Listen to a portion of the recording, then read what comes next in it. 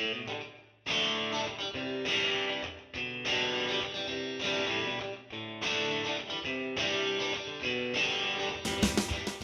guys, it's Lori. This is week 3 of the Fitster collab. Make sure you check the description box below for the rest of the collab members and go check out their channels. So I have you turned this way because I'll tell you what I'm cooking. I'm on to the next phase of my low-calorie diet now, to where I'm on what's basically keto. I'm in like the keto phase now. It's phase 3 of the hCG diet, and up there you see some bacon, and down here that you can't really see, I have a pan of lazy keto chicken cooking, and then up here I have a casserole pan with some vegetables with some cheese on them, and there's some butter on them too. And then this is a pot of eggs that just started to boil, so I put the lid on them real quick. And so there you go. I'm doing a little bit of food prep. Actually, the lazy keto chickens, most of it's going to be for dinner tonight, and the leftovers are going to be for lunch tomorrow. So yeah, and the bacon that's in there is the extra bacon from the lazy keto chicken, and I'm going to use that to put on top of salads. So there you go. Actually, I need to pause for a sec and go over there and get that bacon out, because I'm pretty sure it's done. Okay, bacon is out of the oven. Let me see if I can do this right this time, because I just recorded this entire video, or I thought I did, and I never hit record. So yeah, because I actually shut it off when I went to get the bacon out of the oven. Anyway, here we go. So there is a question of the week and there's a challenge of the week. The challenge of the week is to get 6 to 8 hours of sleep every night, and I did that. Believe it or not, some of you people might know that I'm a night owl, so I don't always get enough sleep. I got at least 6 hours of sleep every single night, closer to 7 every night, so I did good. As for the question of the week, the question was, what do you do after a cheat meal or after eating something not too healthy? Well, it depends on if I'm in a weight loss phase or the maintenance phase. If I'm in a weight loss phase, I will feel pretty guilty about it for a short time. Not beat myself up over it for a really long time or anything, but I do feel guilty about it, and I usually will end up talking to John about it, because he always asks me, hey, you know, how'd it go today, or, you know, what'd you have to eat today, or did you lose anything, or whatever, you know, he always brings it up somehow. So I usually end up confessing to him, telling him what I did, and, you know, we kind of talk about it, kind of try and analyze it a little bit, figure out, why did I do that? Am I trying to self-sabotage? Am I just like having trouble controlling my cravings? What's going on? So sometimes you just gotta check yourself and ask yourself, what's going on? So if I'm on a maintenance phase, I actually allow myself a treat day, but I don't call it a cheat day. It's not a cheat, it's part of life. So it's just like a treat day. And by that, I don't mean I have a full-on binge day. All I mean by that is that, yes, if I'm craving a donut through the week, I will have it on Saturday or Sunday, whichever day I designate as my treat day. Yes, I will have that. I don't deprive myself. And I think that would set me up for failure if I try to deprive myself.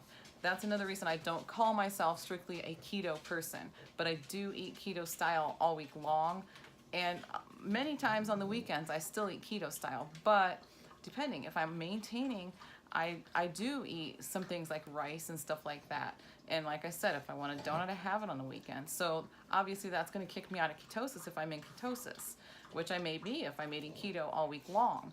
But I do eat keto style, so, and I love the keto community and the, you know, like the food ideas, and especially like the full days of eating and grocery haul stuff. Like, I love watching videos like that. So anyways, most of the time when I do allow myself the treat meal, it's just something that's a little heavier in fat than I would normally eat, or a little heavier in calories or carbs or something like that. You know, like fathead pizza and coleslaw, I might save that for the weekend and have it on the weekend. You know, just stuff like that, because it is heavier in fat, and I do tend to kind of go up a little bit sometimes with that, and most of the reason that I do go up sometimes is because I overeat that, because I love it. So yeah, I just need to control my portions on that one. But anyway, you get the idea of what I'm saying there. But either way, if something happens and you find yourself falling and you think you're going to spiral out of control, you got to sit back and ask yourself, do you want it or not? Because I mean, if you want it, then you got to go get it. So it's as simple as that, really. I mean, and I'm talking to myself here just as much as anybody else.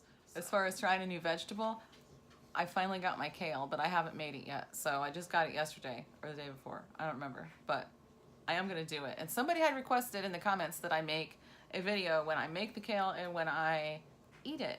So I will do that. But I have to warn you that I am a total newbie at kale. So I've never messed with it at all. So there you go. You're gonna get what you get with that video. Okay, so on to stats.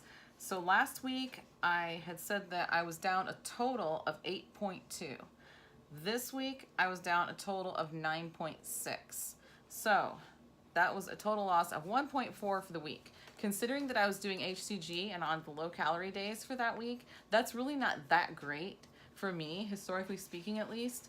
But I guess if you figure it out in with the average, that's still almost 0.5 a day, because I ended my round a couple days early because I found myself having a really hard time with it. I was really struggling with staying on track, and I think part of that reason was because John wasn't doing it with me, and maybe that's bad, but it's really hard to stick to those low calorie days when you're used to doing it with the husband and he's not doing it with you, and he's eating, you know, things that's like, oh God, you know, it was just getting to me really bad. So I did end it a couple days early. I was going to go for 30 to 40 days actually, but the minimum's 21 days, and I actually stopped at day 18. So, but I think I'm going to be fine with that. As for the marbles, this is my weight loss jar. I already had marble number 9 in there from the week before, so I didn't put another marble in, but I did earn one, but it was already in there. So that's already in there. Okay, so as for the non-scale victories, I actually kind of reevaluated a little bit to get myself my own little system going about, you know, what you get marbles for and how many you get and all that good stuff. I just put a sticky note like right here on the page opposite my non-scale victories where I list those. And so I'll tell you what I have down. If I take my supplements every day, which I stole that from Keto Keeping It Simple.